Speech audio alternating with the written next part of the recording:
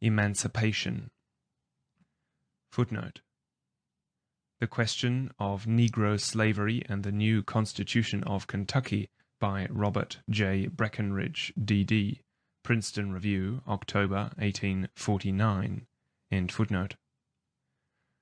The legislature of Kentucky having submitted the question to the people whether a convention should be called to revise the constitution of the state, and the people having decided that question in the affirmative, the character of that convention became a matter of absorbing interest to the inhabitants of that important commonwealth.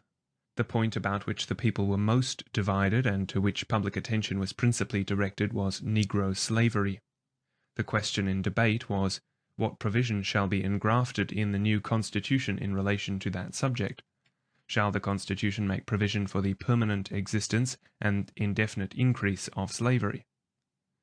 Or shall it prohibit the introduction of slaves from abroad and provide for the gradual emancipation of those already within the borders of the state, or at least leave the subject open for the action of the legislature and of the people, untrammeled by any constitutional provisions?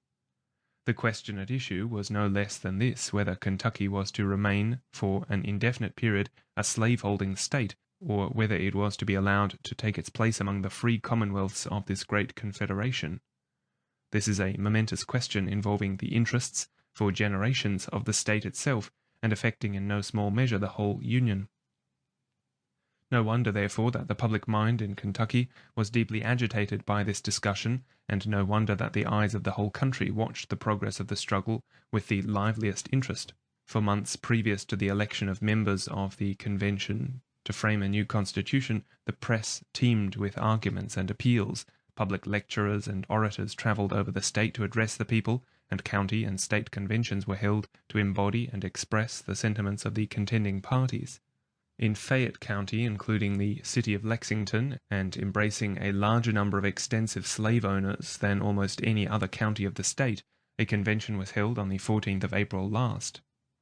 Quote, the object of the meeting having been explained in a few eloquent remarks by the Honourable Henry Clay and Reverend R. J. Breckinridge, on motion of the latter gentlemen, the following resolutions were unanimously adopted. First, that this meeting, composed of citizens of the county of Fayette, met in pursuance of public notice, to consider the question of the perpetuation of slavery in this commonwealth, considering that hereditary slavery as it exists amongst us, 1. Is contrary to the natural rights of mankind, 2. Is opposed to the fundamental principles of free government, 3. Is inconsistent with a state of sound morality, 4. Is hostile to the prosperity of the commonwealth. We are therefore of opinion that it ought not to be made perpetual, and that the convention about to meet to amend the constitution of this state affords a proper occasion on which steps should be taken to ameliorate the condition of slavery in such a way as shall be found practicable in itself, just as it regards the masters of slaves, and beneficial to the slaves themselves. Second, that in order to concert with those who agree with us throughout the state, a plan of action suitable to be adopted on this occasion, and to agree with them upon a common platform of principles, this meeting appoints the following citizens, and recommends as many others as are of similar sentiments and can conveniently attend, to meet at Frankfort on the 25th of the current month, delegates from other parts of the state similarly appointed for the purpose herein expressed. End quote. Then follow the names of 30 gentlemen appointed as delegates to the state convention. When the convention met at Frankfort, the Reverend Dr. R. J. Breckinridge submitted a document, which after being amended with his concurrence was adopted, and is as follows, viz., quote, this convention, composed of citizens of the Commonwealth of Kentucky, and representing the opinions and wishes of a large number of our fellow citizens throughout the Commonwealth, met in the capital on the 25th of April, 1849, to consider what course it becomes those who are opposed to the increase and to the perpetuity of slavery in this state to pursue in the approaching canvass for members of the convention called to amend the Constitution, adopts the propositions which follow as expressing its judgment in the premises. 1. Believing that involuntary hereditary slavery as it exists by law in this state is injurious to the prosperity of the Commonwealth, inconsistent with the fundamental principles of free government, contrary to the natural rights of mankind, and injurious to a pure state of morals, we are of opinion that it ought not to be increased, and that it ought not to be perpetuated in this Commonwealth. 2. That any scheme of emancipation ought to be prospective, operating exclusively upon Negroes born after the adoption of the scheme and connected with colonization. 3. That we recommend the following points as those to be insisted on in the new Constitution, and that candidates be run in every county in the state favorable to these or similar constitutional provisions. First, the absolute prohibition of the importation of any more slaves into Kentucky. Second, the complete power of the people of Kentucky to enforce and perfect in or under the new Constitution a system of gradual prospective emancipation of slaves. 4. This convention confines its recommendation to the question of Negro slavery and makes no expression of opinion on any other topic. Henry Clay of Bourbon, President. Henry Wingate, W.P. Boone, Vice Presidents. Frank Ballinger, Bland Ballard, Secretaries. O.S. Poston, Samuel Shy, Assistant Secretaries." End quote. Such is the standard raised by the Friends of Emancipation in Kentucky. The struggle maintained with so much vigor around it has for the present ended. The members for the convention to revise the constitution of the state have been elected, and not more than 1 or 2 emancipationists, if any, according to the public papers, have been elected. It may be difficult for those out of the state to discern all the causes of this lamentable defeat. There are, however, some things connected with the subject patent to every observer. In the first place, the failure of the cause of emancipation is not to be referred to any want of ability on the part of its advocates. Those advocates comprise some of the most distinguished men, not only of Kentucky, but of the Union, men who have no superiors in the power to control public sentiment. If the cause of freedom could have been carried, it must have been carried by such men. If any appeals could produce conviction, it would have been produced by the addresses mentioned at the head of this article. Self-interest, ignorance, and prejudice are proof against anything, but the human mind, when unbiased and sufficiently enlightened to comprehend their import, cannot resist such arguments nor harden itself against such sentiments as are here presented. It must be conceded, then, that the cause of emancipation in Kentucky has failed for the present, in spite of the exertions of men of the highest order of talents of which the country can boast. Again, some seem disposed to refer this failure to the lukewarmness of the churches in Kentucky. We are not prepared to speak on this subject for other churches, but surely this reproach cannot fairly be brought against our own church. The Presbyterians have taken the lead in this struggle. There is not a prominent man in the Synod of Kentucky who has not been conspicuous in his zeal and efforts in behalf of emancipation. No names in connection with this subject are more prominent than those of Drs. R.J. Breckinridge, John C. Young, William L. Breckinridge, and of the Reverend Mr. Robinson of Frankfort. As far as we know, there is not a single Presbyterian minister whose name is found among the advocates of slavery. We advert to this fact with the more satisfaction because the steady opposition of our General Assembly to the principles of the abolitionists has subjected our Church to the reproach or misconstruction of fanatical parties, both at home and abroad. It is now seen that the principles which our Church has always avowed on this subject are as much opposed to the doctrine that slavery is a good institution which ought to be perpetuated, as to the opposite dogma that slaveholding is in itself sinful and a bar to Christian communion. With perfect consistency, our Church has borne its testimony against the doctrine that immediate and universal emancipation was the imperative duty of all slaveholders, and the no less fanatical opinion that one class of men may rightfully keep another in ignorance and degradation in order to keep them in bondage. It has steadily inculcated on the one hand that the holding of slaves is analogous to political despotism, and is therefore right or wrong according to circumstances, and on the other, that neither the slave owner nor despot have a right to use his power to prevent the intellectual, moral, and social improvement of its subjects, in order that his authority may be undisturbed and perpetual. The old-school Presbyterians have been the great conservative body, in reference to this subject, in our country. They have stood up as a wall against the flood of abolitionism, which would have overwhelmed the Church and riven asunder the state. but at the same time they have been the truest friends of the slaves and the most effectual advocates of emancipation. Their failure in Kentucky is in a great measure due to the unhealthy state of the public mind produced by the abolition controversy and to the want of preparation on the part of the people. We sincerely rejoice that Presbyterians as a body were found on the right side of this great conflict, and that the failure deplored is not to be imputed to their remissness or indifference. Again, the impression seems very general that the emancipationists have been defeated by the slaveholders. This is a great mistake. A large and most influential class of the slaveholders are themselves emancipationists. The struggle was not between the slaveholding and the non-slaveholding part of the community. Had such been the case, the issue would have been very different. It is probable, indeed, that a majority of the slaveholders are opposed to emancipation, but they form numerically too small a portion of the state to determine its action. Dr. Breckenridge estimates the slaveholders in Kentucky as only 1/8 of the population. The state has about 600,000 white inhabitants and 200,000 slaves. There are 140,000 persons entitled to vote, and of these not more than 20,000 are owners of slaves. Here then we have 120,000 non-slaveholding voters and 20,000 voters owning slaves, and yet the state has gone for slavery by an overwhelming majority. This is not the work of the slaveholders. If any suppose that, though numerically a small portion of the people, by their superior wealth they influence the votes of their poorer neighbours, they evince a great ignorance of the real state of feeling in this country. Office holders and actual subordinates whose bread is dependent on the favour of superiors may be under their political control, but in the great majority of cases there is an antagonism between the rich and the poor. The whole tendency of our system is not only to throw the actual power into the hands of the masses, but to make them jealous of any appearance of control. They almost uniformly assert their independence by going, on mere questions of politics, in opposition to the wealthier portion of the community.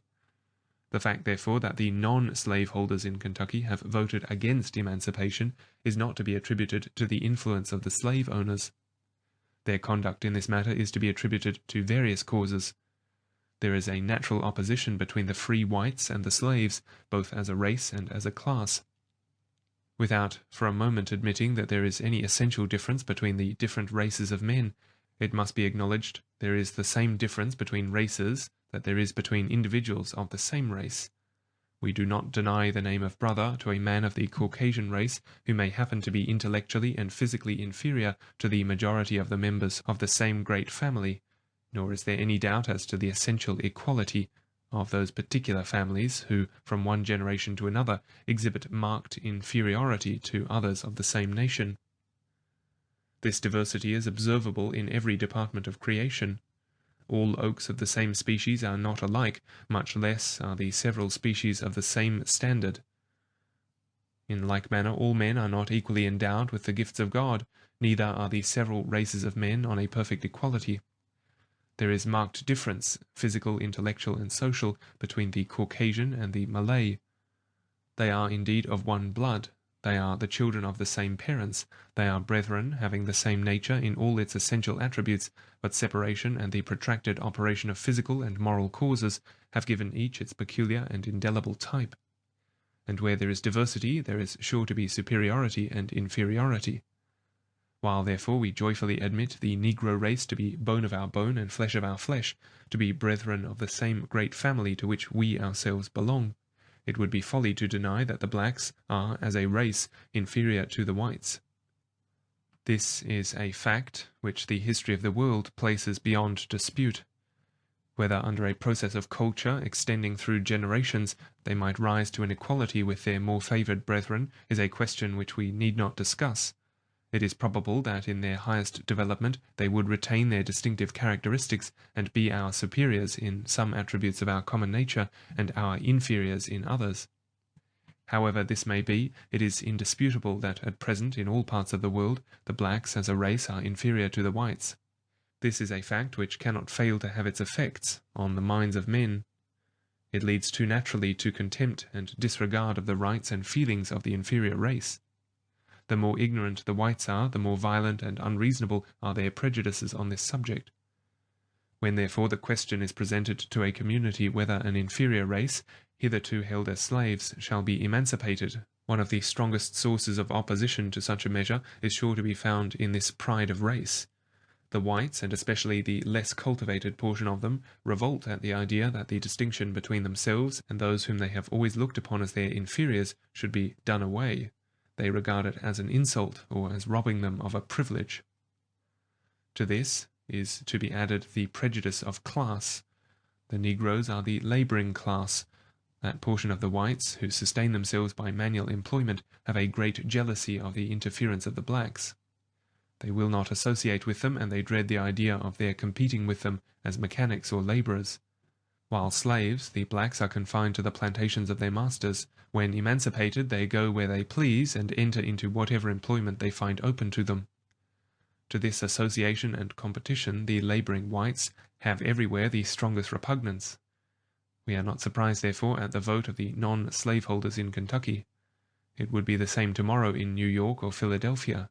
The labouring whites of those cities would doubtless vote to set free slaves at a distance, but if the question was about the emancipation of thousands of Negroes to be their own associates and competitors in labour, we doubt not 9 out of 10 would vote against it. And this was the light in which the question most probably presented itself to the majority of the people of Kentucky. That emancipation was to be gradual and attended with the expatriation of the blacks would not produce much impression on their minds. They took the matter up in gross as a simple question of freedom or slavery for the blacks. There is another consideration, mistaken indeed, but still effective, which is apt to operate on the minds of whites against the emancipation of the blacks. While the latter are slaves, their masters are obliged to provide for them when disabled by age, sickness, or dissolute habits. If emancipated, they are thrown on the community. This is a burden which the non-slaveholding whites are not disposed to assume. They are wont to say, let the masters take care of their own blacks. They have had the good of them, let them retain the burden of their support. Perhaps a still more operative feeling is that of antagonism to the free states. The recent discussions on abolitionism have generated a state of morbid excitement in the public mind. The unreasonableness of a part of the people in the northern states has produced a corresponding unreasonableness in a portion of the South. The free and slave states have been placed in a very undesirable position in relation to each other. They are assumed to have opposing interests, if not mutually hostile intentions. The consequence is we find the whole population of southern states going together on questions relating solely to the supposed interests of slaveholders. The great majority of the inhabitants of those states own no slaves. They have no interest in what enhances or depresses the value of that species of property. Yet all their sympathies are with the slaveholders and against their non-slaveholding brethren at the North. This is not to be referred to any fondness for the institution of slavery, nor to the predominant influence of slaveholders, but to state pride and state feeling. It is easy to see how this feeling must operate. Whatever identifies or characterizes a community determines the form which its common life or spirit assumes. If a state is monarchical or aristocratical in its constitution, it will be so in its spirit. It is not only the privileged classes who contend for its peculiar institutions, but the majority of the people who are pervaded by the same spirit. It requires a great amount of real oppression to destroy in the middle and lower classes this sympathy with the characteristic constitution of their country. 9 Englishmen out of 10 will be found to defend hereditary nobility and a princely hierarchy, especially in antagonism with republicanism. In like manner, the non-slaveholders of the South, though almost as numerous in comparison to the owners of slaves as the commons of England in comparison to the aristocratical classes, stand up with fervent zeal in behalf of their peculiar institution. This is the reason why a few thousand slaveholders wield the authority of a whole state and make the majority of the people think they are contending for their own rights and interests, while in fact they are contending for the exclusive advantage of a small minority. All these causes to which we have adverted as tending to account for the non-slaveholders of Kentucky voting to perpetuate slavery owe their force, it must be admitted, in a great measure to ignorance. If the people were duly enlightened, they would rise above their influence. This is obvious for 2 reasons. First, that the most enlightened class of the population in our slaveholding states, unless personally interested in slavery, are opposed to its being perpetuated. The advocates of perpetual slavery are a certain portion of slaveholders and the uneducated portion of the people. The great body of unenlightened and disinterested men, even in slave states, groan under the institution of slavery as an incubus and long for deliverance. Second, it is easy to see that the reasons referred to have no real force, and that they could not control the action of men capable of estimating the real merits of the case. It is a mistake founded in ignorance that emancipation would operate injuriously on the interests of the labouring portion of the whites.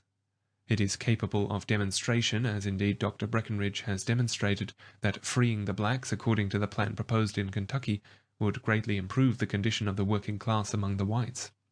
To see this, however, requires both knowledge and attention.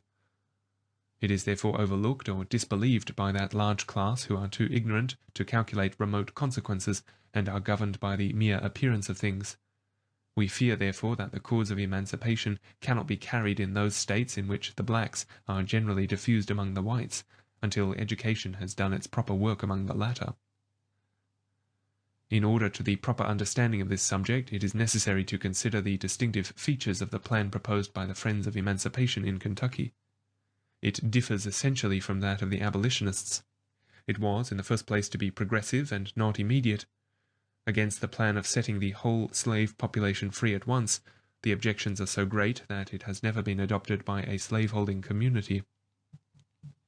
People at a distance, who do not see and who do not expect to suffer from the evils attending such a measure, under the control of abstract ideas may clamour for immediate emancipation, but those who are to bear the burden of hundreds of thousands of ignorant and generally indolent blacks, content to live in the lowest condition, will be slow to believe that any principle of duty calls for such a sacrifice. It is not a matter of right, as it concerns the slaves. No man has a right to any privilege which he is incompetent to exercise, be he white or black. And even if personally competent, his exercise or enjoyment of such privilege may be rightfully restrained by a regard to the best interests of the community. Minors, as a class, are not competent to exercise the elective franchise. They have therefore no right to exercise it. Individual minors may be as competent as any other men, and yet the good of the whole justifies their being deprived of that privilege. On the same principle, the right of voting is denied to females, though personally competent to exercise it with wisdom. If therefore the blacks as a class are incompetent to exercise, with benefit to themselves or others, the privileges of personal or political liberty, then, as long as that incompetency continues, they have no right to those privileges. This argument, of course, supposes the incompetency to be real, and it furnishes no justification of measures, the design or tendency of which is to produce and perpetuate such incompetency. All we contend for is that there is no foundation in morals for the reckless application of the doctrine of inalienable rights to the case of slaves, who, from their physical, intellectual, or moral condition, are incompetent to exercise the rights of freemen. It is therefore no valid objection to the Kentucky plan of emancipation that it conflicts with the inalienable right of men to personal freedom. Whether it was not too slow in its proposed operation, whether it did not unnecessarily prolong the period of bondage and unfairly exclude all the existing generations of blacks from its benefits, are questions of detail into which we do not feel competent to enter. The advantages of any plan must depend in a great measure not only on its radical principles but on its special provisions, and the question which the friends of freedom may have to decide is not what plan is best, but what is feasible. It would certainly be unwise to refuse everything because unable to carry the measure they might consider most desirable.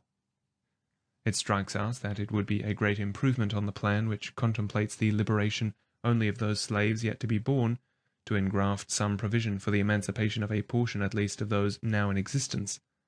There are many obvious advantages connected with the Spanish system, which has been adverted to before in our pages. The essential features of that plan are these. It assumes, what we believe is universally true, that the slaves are allowed and have the opportunity to make money for themselves. This is done by working at extra hours, by raising produce for the market, and by executing errands and commissions of various kinds. The money thus earned they are in all slave countries permitted to use as they please. In the next place, this plan provides for the appointment of a public officer who, on application of the slave, He is required to set a value on his services which the master is bound to accept. As soon as the slave has accumulated 1/6 of the sum at which he has been valued, and paid it to his master, he has Monday free. When he has gained another 1/6, he has Tuesday free, and so on until his whole time becomes his own. In this way he is trained to habits of industry and self-control, and prepared to provide for himself. If with this system could be connected some provision for liberating the wives and children of those who had worked out their own freedom, the plan of progressive emancipation would be relieved of much of its apparent injustice. It is undoubtedly hard that the whole existing generation of slaves should be excluded from the benefit of any plan of emancipation that may be adopted. Another provision of this plan is that it proposed to secure compensation to the owners of slaves. This has been resisted on 2 grounds. First, that the claim to the service of the slaves is an unrighteous claim, and therefore the loss of those services is not a proper ground of compensation, and second, that the master must ultimately, even in a pecuniary point of view, be a gainer by emancipation. As to the former of these grounds, it is enough to say that the claim of the master is not necessarily unrighteous. The objection has its foundation in the assumption that all slaveholding is sinful. If that principle is false, then the conclusion drawn from it is vitiated. Besides, it is to be remembered that slavery is the work not of the individual, but of the community. It could not exist without positive enactments. The community is responsible for its existence. If the people, in their capacity as a commonwealth, have made laws sanctioning the existence of slavery, they have entered into a tacit but binding contract with their fellow citizens to respect the right of property in slaves. If they come to think that such right ought to be abolished, or that the interests of the Commonwealth demanded the emancipation of the slaves, it would be unjust to make the loss fall exclusively on the owners. The fault or error was that of the community. It was for the common good the laws establishing slavery were enacted, and therefore the whole community should share in the loss attending the repeal of those laws. If by laws of the state men have been authorized and induced to invest their capital in any species of property, be it roads, manufactories, mines, or slaves, it would be obviously unjust to take such property from them without a compensation. In the eye of the law it makes no difference wherein such property may consist, if the law has sanctioned it. The injustice lies in visiting upon the individual the sin of the community. If therefore the state has authorized the holding of slaves, the state must bear the expense of rectifying its own mistakes when it comes to see that slavery is a public burden.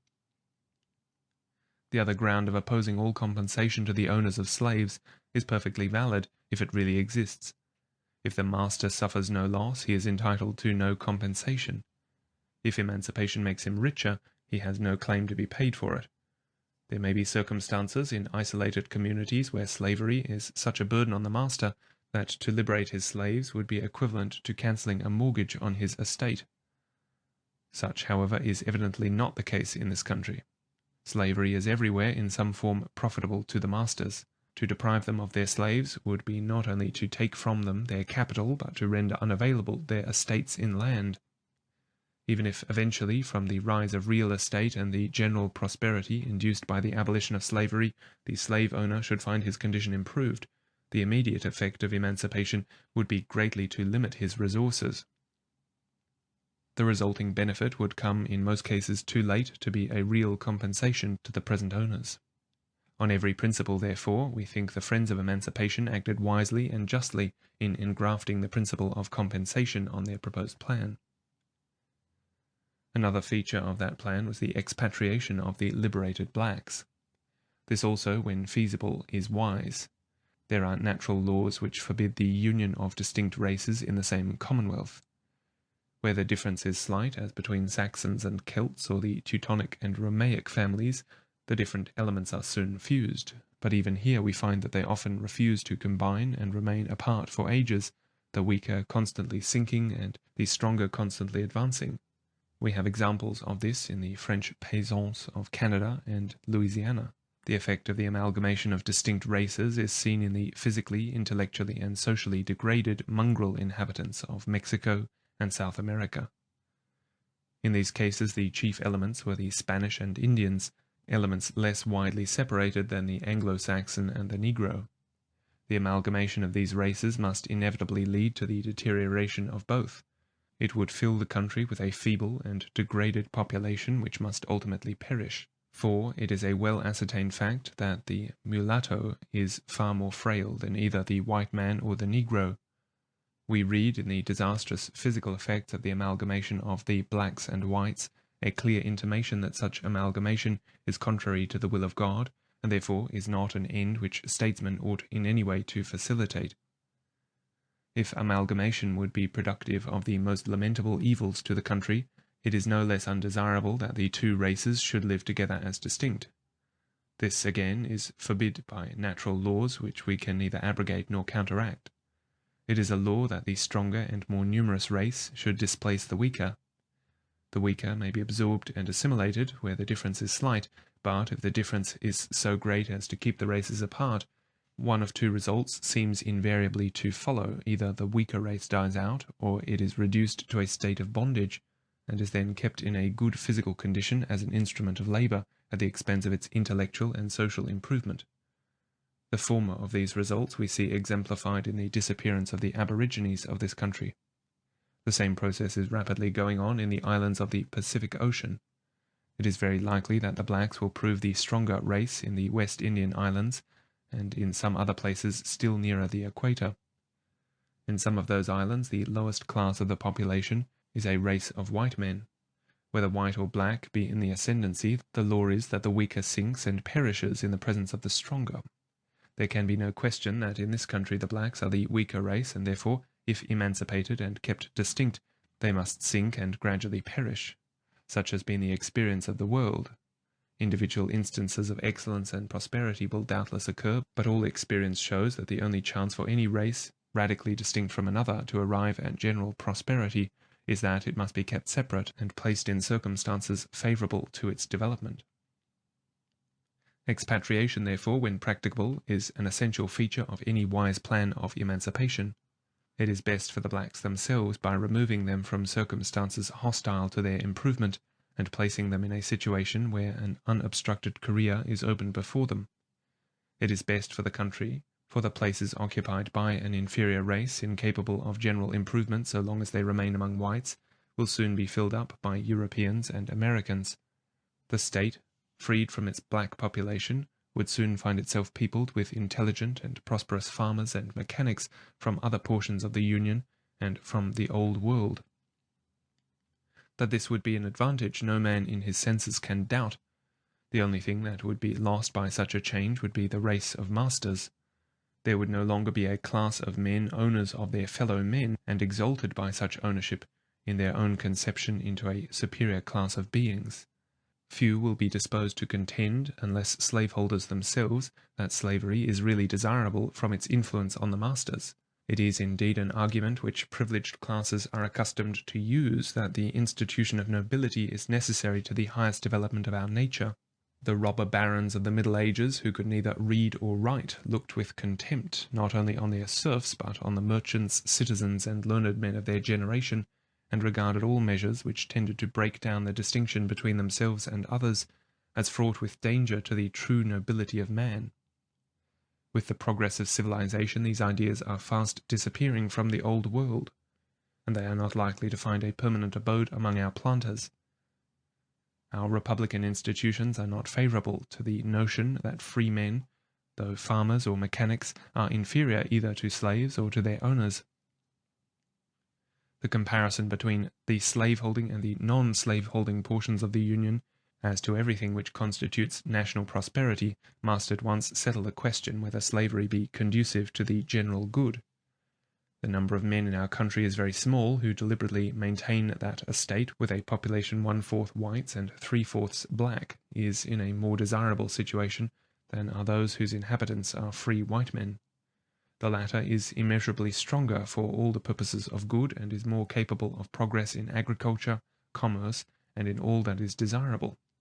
It is, however, labour lost to attempt to prove that a free white population is more to be desired than either slaves or liberated blacks.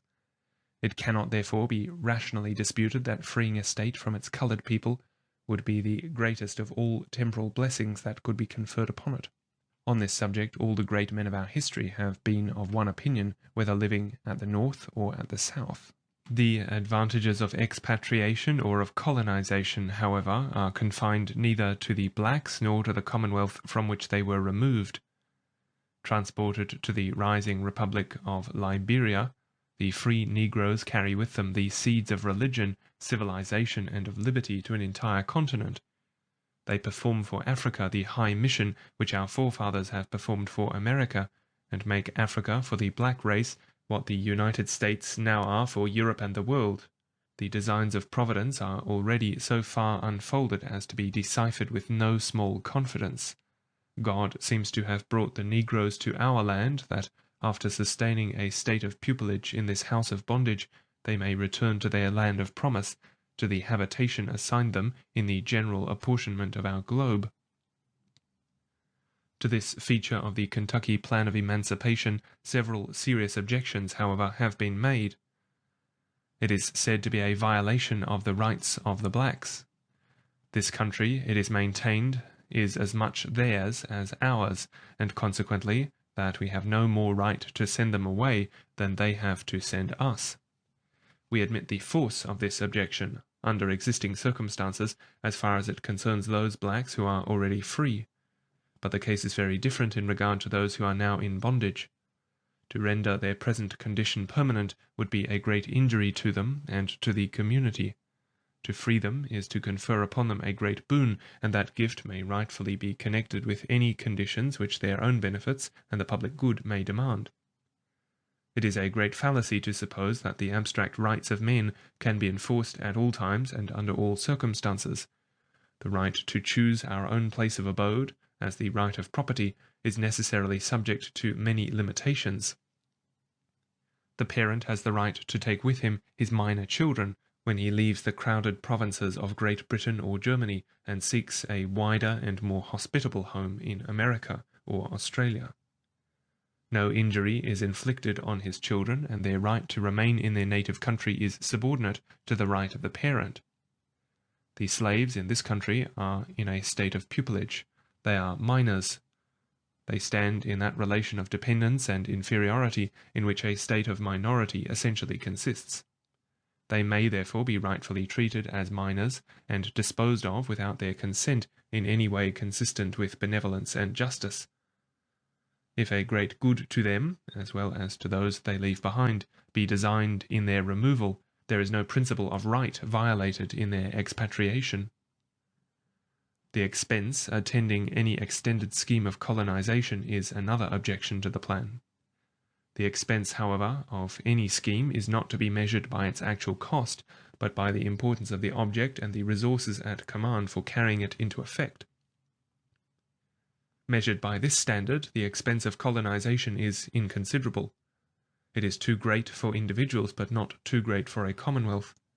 $50 a head are said to be sufficient to meet the cost, not only of transferring the emigrants to Africa, but also of sustaining them for the first 6 months after their arrival in their new home. There are many ways in which such a sum could be procured. It is less than the clear profit of 1 year's labor of an emancipated slave. It would be more generous for the state to provide for the expense of removal from her general resources, but there would be no injustice in requiring the slave to labor for his own outfit. A much more serious objection arises from the danger of overwhelming the infant colonies in Africa with an unprepared and therefore reckless population. This danger is great. The history of the world teaches us that civilization does not spring up within any community, it must be introduced from abroad. The original state of man was a state of high civilization in the truest sense of the term, and savagism is an apostasy perfectly hopeless so far as the inherent recuperative powers of the race are concerned. If therefore we colonize a country with savages, or imperfectly civilized men, they will continue barbarians or soon lapse into a savage state. We have in St. Domingo an illustration of this general truth. The Negroes of that island were not advanced to such a condition of moral and social improvement when they expelled their European masters as to enable them to make progress in civilization. They are, in most parts of the island, but little in advance of their condition when slaves, and they will remain in all probability in their present degraded state unless the influence of Christianity is brought to bear upon them from without. There is therefore great danger that uneducated colonists introduced into Africa, instead of raising the natives, should sink into barbarism themselves. To guard against this danger, it is essential that the foundations of such a colony should consist of truly enlightened and religious men, in such numbers and in such a state of advancement as to give the community its character, to create its life, so that all new accessions should be mastered and assimilated. This is the first and most important condition for successful colonization, more important even than abundance of land and salubrity of climate. It should never be forgotten that the character of nations is formed in their cradles. It depends mainly upon the germ which is first planted. The character of these United States is distinctly traceable to the character of the first colonists. So is that of Mexico and South America, and it will take ages to counteract the strength of this original impulse. We can never be sufficiently thankful as a nation that the original settlers of this country were pious and enlightened men, and true Protestants, and that they were numerous enough to give character to its institutions and create a public spirit before the floods of ignorance and Romanism were opened upon us. Except in Maryland, there were scarcely any other than the Protestants among the emigrants to this country for nearly a century and a half. At the annual thousands of Romanists, which for the last 20 or 30 years have been pouring in upon us, commenced their flow in the infancy of our country, we should have been overwhelmed and become an Ireland or Austria on a larger scale. Next, then, in importance to the original character of a colony, is the character of the annual accessions to their numbers from abroad.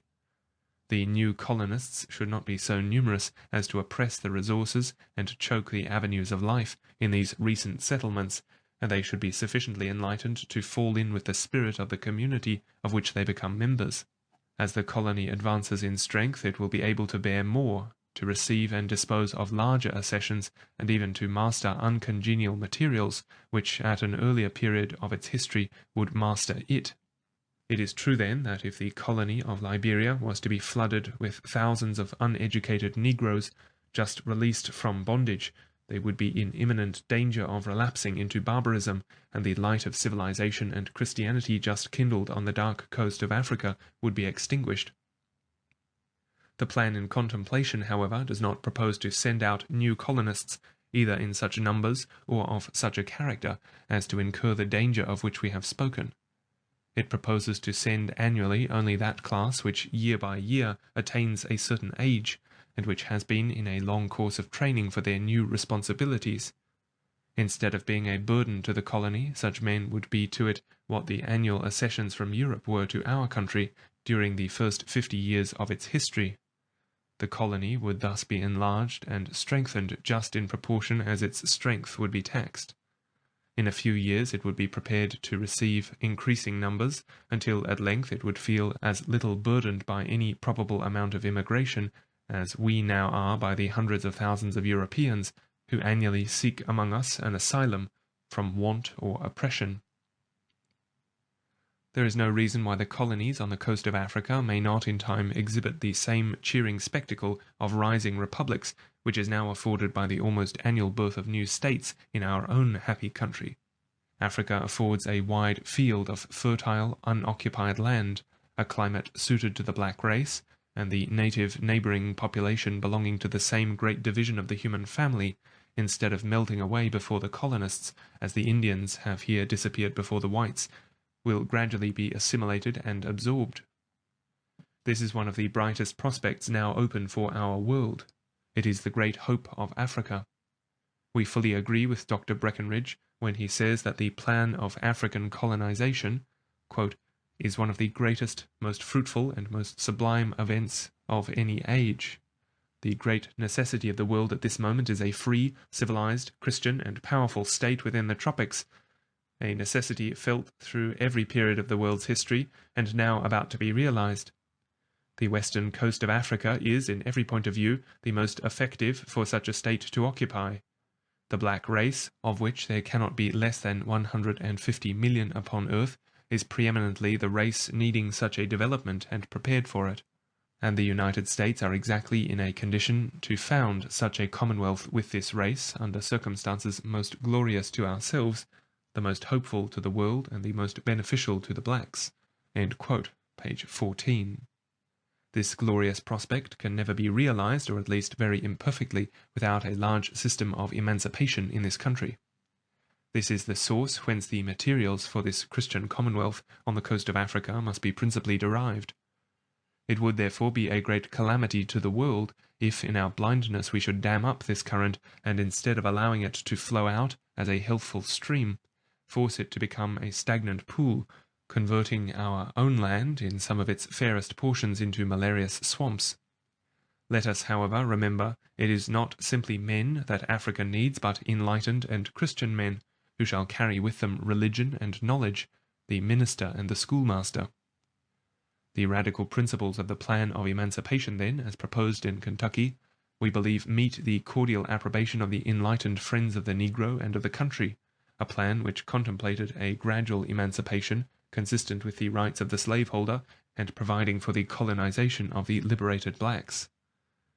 Though this plan, notwithstanding its merits and the ability with which it was advocated, has failed for the present, we are persuaded it must ultimately succeed. In the first place, it is demanded by the eternal principles of right. We have ever maintained that slaveholding is not in itself sinful, that the right to personal liberty is conditioned by the ability to exercise beneficially that right. We have ever been opposed, therefore, to the abolitionists who demand immediate and universal emancipation, and who would exclude slaveholders as such from the communion of the Church. But the right to hold slaves does not imply the right to treat them as brutes or as mere chattels. It does not justify laws which conflict with the great principles of benevolence or justice, or with any of the enactments of the Word of God. Men on all sides are apt to confound things essentially distinct. Because the Scriptures allow slaveholding just as they allow aristocratical or despotic forms of government, slaveholders are wont to appeal to the Word of God in defense of slave laws which violate every scriptural principle. On the other hand, those who maintain that slaveholding is not sinful are represented as sanctioning all the atrocities by which the system is anywhere or at any time attended. Both of these proceedings are illogical and unjust. Slaveholding may be justifiable, and yet the laws made by slaveholders be atrociously unjust. Slaveholding may be justified, and yet such slave laws be consistently condemned. No Christian has ever raised his voice in defense of the actual slave system as it exists in many parts of this country. Slavery in Kentucky, says Dr. Breckinridge, quote, presents this aspect. First, the rights of property are absolutely and universally abolished as to slaves. Second, the rights of person and character are unknown as to them, except as the interest of the master and of the public peace may demand their recognition. Third, the institution of marriage between slaves has no legal recognition, nor do marital rights exist as to them. Fourth, the relation of parent and child as between slaves is not recognized by law, except in determining questions of property. End quote. Page 13. Is it not monstrous to suppose that the Bible sanctions such laws as these? It might as well be said that the Bible sanctions all the cruelty and injustice ever committed by civil rulers because it sanctions civil government. Every good man must respond to the indignant eloquence of Dr. Breckinridge when he says, in reference to the rights just enumerated, that every one of them is, quote, inherent in human nature, that their existence and their protection lie at the foundation of human society, which could not exist for a day under any form if these rights were universally abolished. Moreover, they are all of divine authority, and as the state itself, that is, human society, is ordained of God, we have one of God's institutions abolishing, as to a very immense number of his rational creatures, the very foundations on which he has created that institution, and rendered possible the social state he ordained for those creatures. This is a condition of things for whose increase there can be no justification, and whose everlasting continuance can be defended only on grounds which subvert the order of nature, the ordination of heaven, and the foundations of the social state. End quote. It is therefore no fair inference from the doctrine that slaveholding is not in itself sinful, that the Bible sanctions the actual system of slavery, or the slave laws now in force in this country. Much less can it be fairly inferred from the abstract lawfulness of slavery that laws may be enacted and enforced to extend and perpetuate it. It is one thing to treat savages as savages, and another to endeavour to keep them in a state of barbarism. It is one thing to deny to minors the rights of adults, another to debase them that they may never exercise those rights. It is one thing to keep felons in prison, and another to force men to become or to remain felons that we may get their labour for nothing. Admitting, therefore, that a Christian may, with a good conscience, be a slaveholder, he cannot be a Christian, and deliberately endeavour to keep his slaves in a state of ignorance and degradation in order to perpetuate their bondage. Nothing can be more distinct than the right to hold slaves in certain circumstances, and the right to render slavery perpetual. Perpetual slavery implies perpetual ignorance and perpetual degradation. This the mass of slaveholders intuitively perceive, and hence in almost all slave states there are enactments, the design of which is to prevent the intellectual and social improvement of the blacks. It is everywhere seen and admitted that gradual improvement must lead to gradual emancipation, and therefore the former is strenuously resisted by those who are determined not to grant the latter. But as it is one of the clearest and highest duties of man to promote the improvement of his fellow men, as this duty is specially binding on parents and masters in regard to their children and servants, and as the right to intellectual culture and moral and religious education is the most precious of all human rights, it follows that one of the greatest sins a man may commit against his fellows is to endeavour to keep them ignorant and degraded, that he may keep them in bondage. If, then, it is the duty of a community in which slavery exists to provide for the education and social improvement of the slaves, which we presume no Christian will deny, then it is the duty of such a community to adopt some system for emancipation. It is certainly not less clear that improvement must lead to liberation than that degradation is necessary to slavery. No man for a moment believes that if the slaves of the South were as well educated as the people of New York or Massachusetts, slavery could continue a month.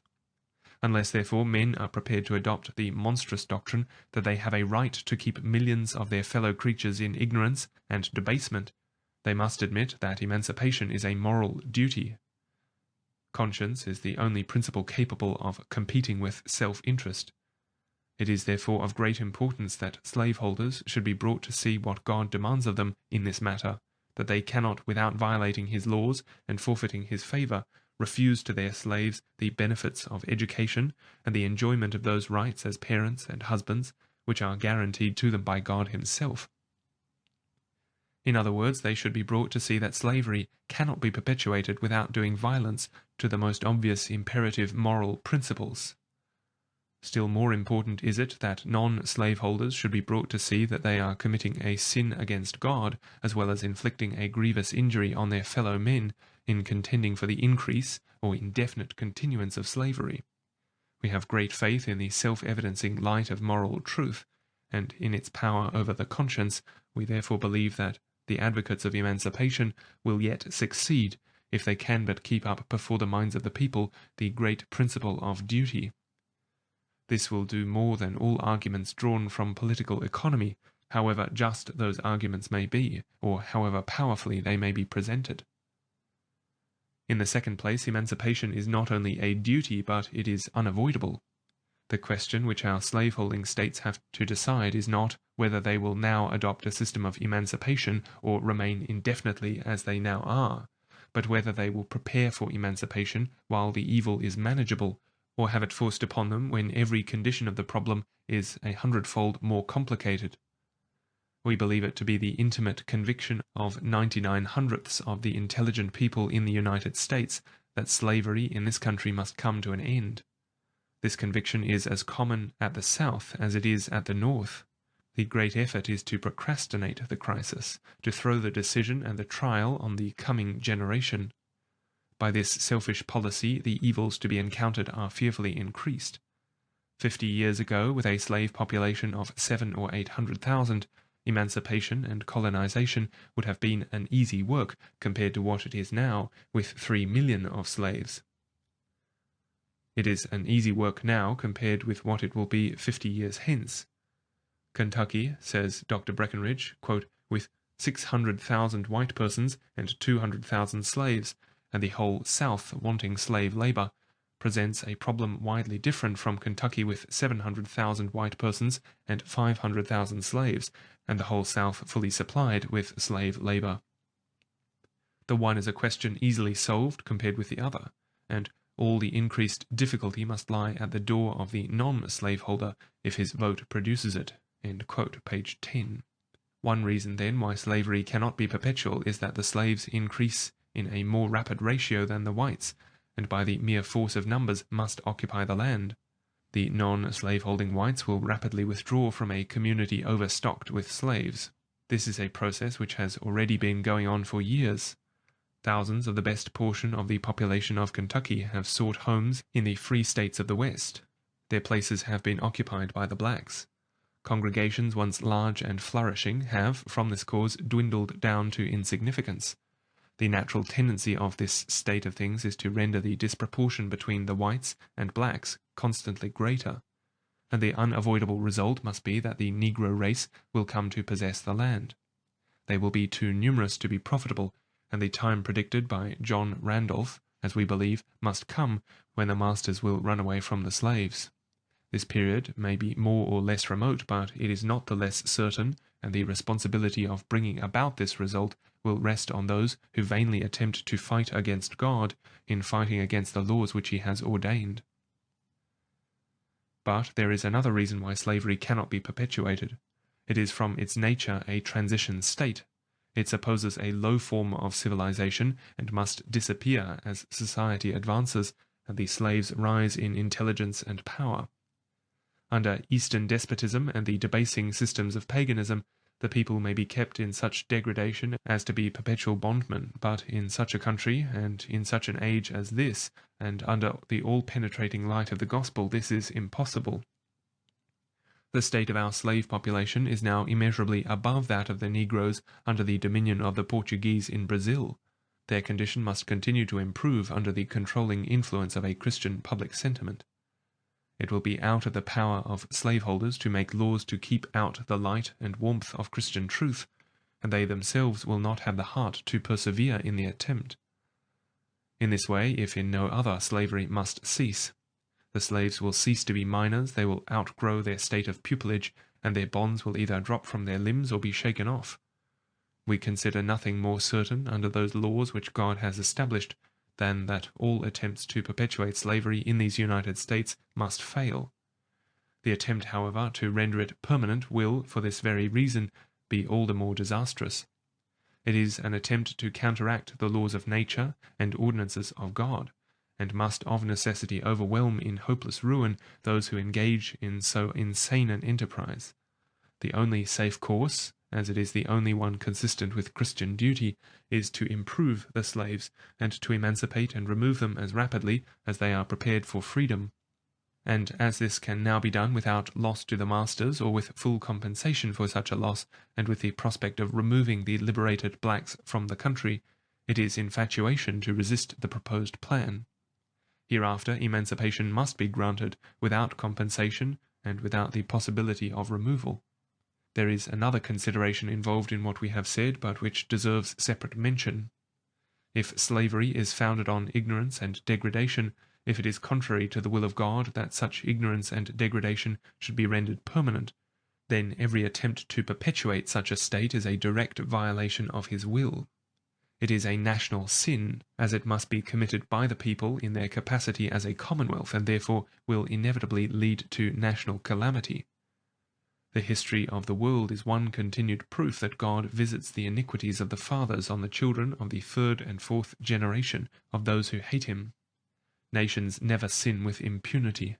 If they are guilty of habitual injustice towards their own dependent members, or against others, they are but laying up for themselves wrath against the day of wrath.